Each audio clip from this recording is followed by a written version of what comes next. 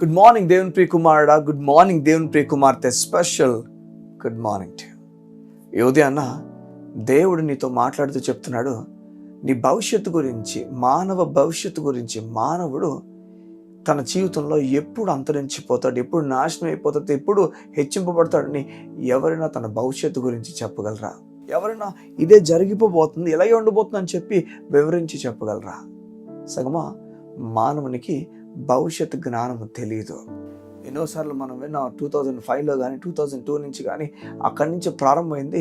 చాలామంది చెప్పడం ఈ లోకం అంతరించిపోతుంది, ఈ లోకం ఇంక ఉండదని, ఇంక అయిపోయిందని చెప్పి ఎన్నెన్నో మాటలు చెప్పడం మనం విన్నాం. చూస్తే 2023లోకి అడుగు పెట్టేశాం. ఇప్పటికీ చాలా చోట్ల భూకంపాలు రావచ్చు, చాలా చోట్ల సునామీలు రావచ్చేమో, కానీ భూమి అంతా అయితే నాశనం అయిపోలేదు. మనిషి దాన్ని ఎజ్యూమ్ చేసి చెప్పచ్చేమో, భవిష్యత్తు జ్ఞానం మాత్రం ఏ వ్యక్తి అక్యురేట్గా చెప్పలేడు. ఏ వ్యక్తి ఇదే జరిగిపోతుంది, ఎలాగే ఈ టైంకి ఇలా, ఈ విధంగా ఏ వ్యక్తి చెప్పలేడు. మరి ఎవరు చెప్పగలరు? ఎవరు ఒక వ్యక్తి భవిష్యత్తు జ్ఞానాన్ని ఎవరు వివరించి చెప్పగలరు? మొదటి పేతురు రాసిన పత్రికలో 1వ అధ్యాయంలో యేసుక్రీస్తు అపోస్తలుడైన పేతురు తండ్రి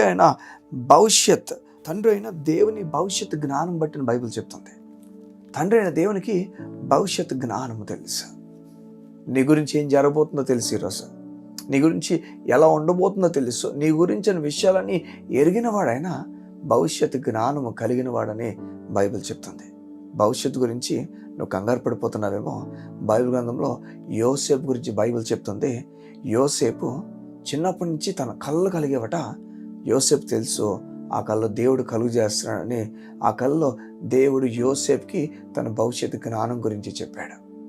ఎలా ఉండబోతుందని చెప్పాడంటే నాశనం అయిపోతావు అని చెప్పలేదు, కానీ నీ జీవితం బాగుండబోతుంది, నీవు నీ కుటుంబానికి ఆధారం అవబోతున్నావు, నీ కుటుంబం నీ ఎదుట మోకరిస్తుంది, నీ కుటుంబం నీకు లోబడుతుంది, నీవు నీ కుటుంబంలో అధికారిగా ఉండబోతున్నావు అని చెప్పి కొన్ని మాటలు దేవుడు కళల ద్వారా, దర్శనాల ద్వారా వివరించాడు.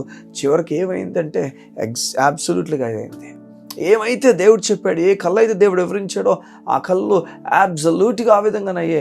ఐగుప్తు దేశంలో రాజు అయిపోయాడు, ఐగుప్తు దేశంలో మంత్రి స్థానమును సంపాదించుకున్నాడు, ఐగుప్తు దేశంలో గొప్ప స్థాయిని దేవుడు ఇచ్చాడు. ఆ చోట తన అన్నదమ్ములు, తన కుటుంబంతో కూడా తనను ఒక అధికారిగా చూడడం ప్రారంభించింది. దేవుడు చెప్పాడా, చెప్పింది చెప్పినట్లుగా జరిగిపోతుంది. ఈరోజు దేవుని మాట భవిష్యత్ జ్ఞానము కలిగిన మాట.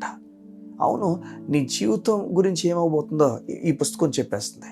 ఈ పుస్తకాన్ని తెరిచి చదవడం నువ్వు ప్రారంభిస్తే, ఈ పుస్తకాన్ని తెరిచి దీంట్లో లోతులు కానీ నువ్వు గమనిస్తే, ఈ పుస్తకం తెరిచి నాతో మాట్లాడయ్యా అని చెప్తే, నీకు మాట దేవుడిని పక్కన కూర్చొని ఈ పుస్తకంలో విషయాలని చెప్పడం ప్రారంభిస్తాడు. ఈ పుస్తకంలో నీ కొరకు ఏం రాయించడం అని చెప్పడం ప్రారంభిస్తాడు. సంగమా, నువ్వు దేవుని మాటను, బైబిల్ తెరిచి చదవడం ప్రారంభించు. ఈ పుస్తకం ఉన్నప్పుడు, ఈ పుస్తకం ఏదో ప్రత్యేకమైన పుస్తకం కాదు, కానీ బైబిల్ అంతే. బైబిల్ అంతే. ఉదయం దేవుడు నీకు చెప్తున్నాడు, బైబిల్ చదవడం ప్రారంభించు.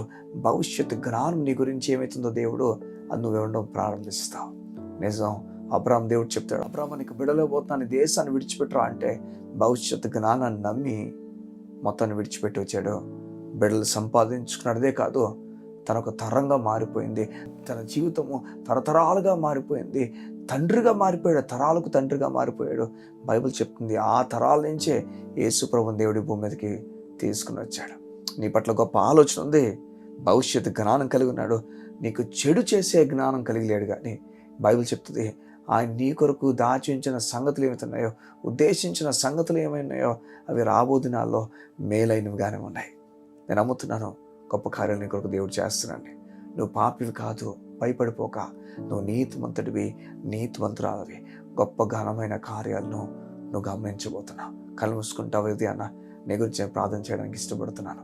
మా ప్రియ పరలోకపు తండ్రి, నీ బలమైన హస్తంను నీ బిడ్డల పైన వేయండి. వారు పాపులు కాదని, వారి నిధులు దూరంగా లేరని, నీకు దగ్గరగా సమీపంగా ఉన్నారని, పక్కనే కూర్చుండబెట్టబడ్డారని వారు నమ్మి ధైర్యం కలిగి ముందుకు అడుగులు వేసే వ్యక్తులుగా వారు నుంచండి. వారి అంతరంగాలు ఉన్న సమస్య, వారి అంతరంగాల్లో నిలిచిన నింద ఏదైనప్పటికీ అవన్నీ తొలగించి ధైర్యపు అడుగులు వారికి ఇచ్చి, బలహీనమైన సమయాల నుంచి వారిని లేపి బలవంతులు నిలబెట్టమని అడుగుతూ, నీకు మాత్రమే తెలియజేస్తూ, భవిష్యత్తు జ్ఞానం నీ దగ్గర ఉందని, నీ వారికి ప్రియుడు అని, నువ్వు ఇష్టపడుతున్న విషయం వారు అర్థం చేసుకొని ముందుకు నడుచుదురుగాక. ఈ దినము అద్భుతం జరుగునుగాక. ఈ దినము వారు అనుకున్నవన్నీ కూడా జరిగి దేవునికి మహిమ కలుగునుగాక. యేసునామమున ప్రార్థిస్తున్నాం తండ్రి. ఆమేన్, ఆమేన్. అవును, ఈ ఉదయాన నువ్వు దేవుని మాట విన్నందుకు నీకు దేవుడు అద్భుతం చేయాలని కోరుతున్నాడు. ఈ దినం ఏదో అద్భుతం చూడబోతున్నావు. God bless you. See you tomorrow.